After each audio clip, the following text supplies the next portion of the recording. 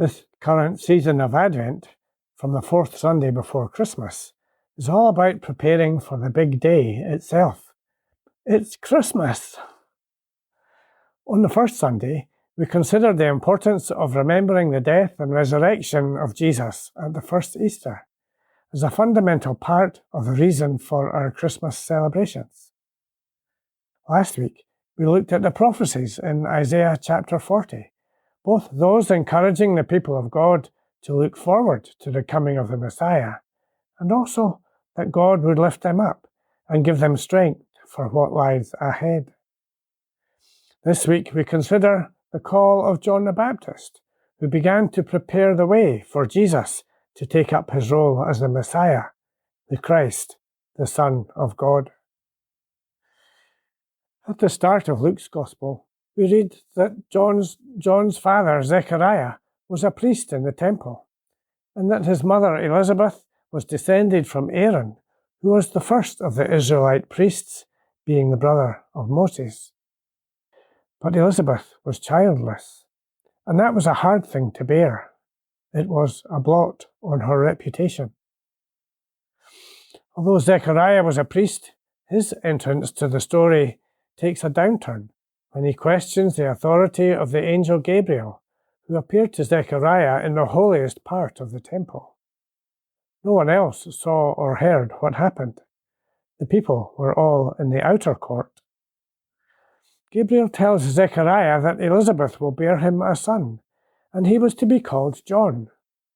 John was to be a special person, to prepare the people for the coming of the Lord. Zechariah doubts what Gabriel has said, because both Zechariah and Elizabeth are old. When Gabriel replies, we can sense his outrage. He gives his name and declares that he has come from the presence of God to give Zechariah this message. As a sign, Zechariah will be unable to speak until the baby is born. Now there's a blot on Zechariah's character too. God continues with his plan, and we read from verse 39 that Mary, the soon-to-be mother of Jesus, comes to visit Elizabeth, who is now 6 months pregnant. And when Mary greets Elizabeth, the baby John in her womb jumps. And Elizabeth declares a blessing on Mary and thanks God for the honour that the Mother of God would come to visit her. She congratulates Mary on believing God's promise to her, given by the same angel Gabriel who had appeared to Zechariah. The last part of our reading this morning tells us of the birth of John. His father Zechariah writes John's name on a writing tablet, and immediately he is enabled to speak once more, and he gives praise to God for the birth of his son, John. Everyone is amazed and wonders what God will do through John later in his life. As we heard last week, all 4 Gospel accounts of the life of Jesus include the story of Jesus being baptized in the River Jordan. John has already been preaching to the crowds of people who also came to be baptized.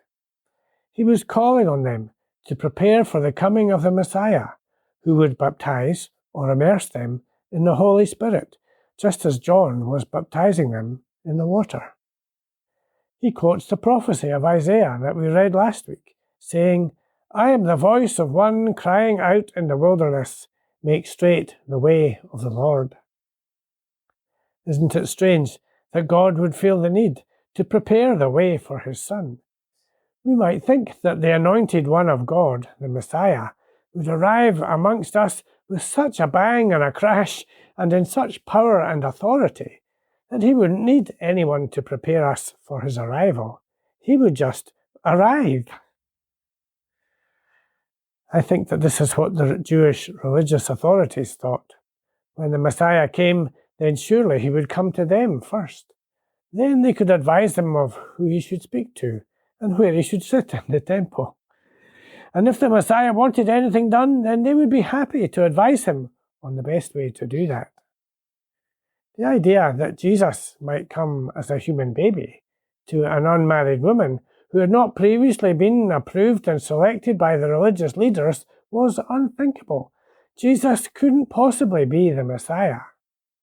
They were certain that the long-expected Messiah couldn't have lived in Nazareth and Capernaum for around 30 years without them having been informed.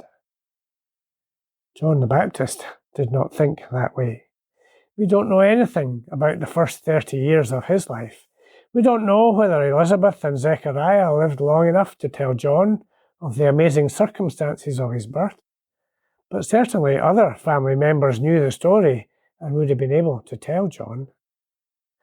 John the Baptist was waiting for the sign from God that the Messiah had come to be baptized. He didn't seem to know that it would be his distant cousin, Jesus of Nazareth.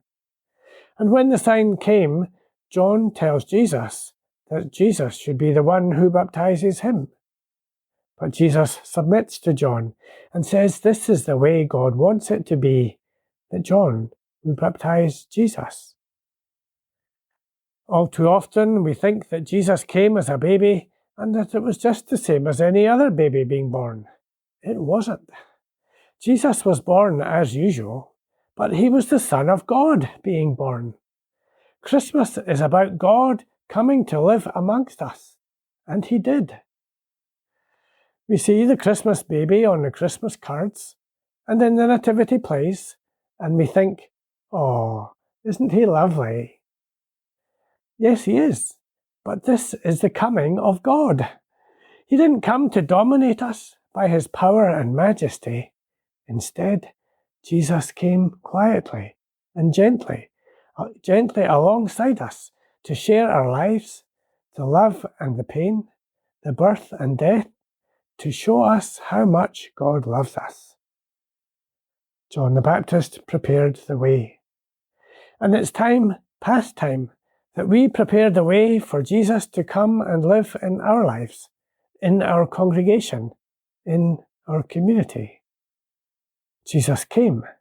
His Spirit is still with us. Be ready. Amen.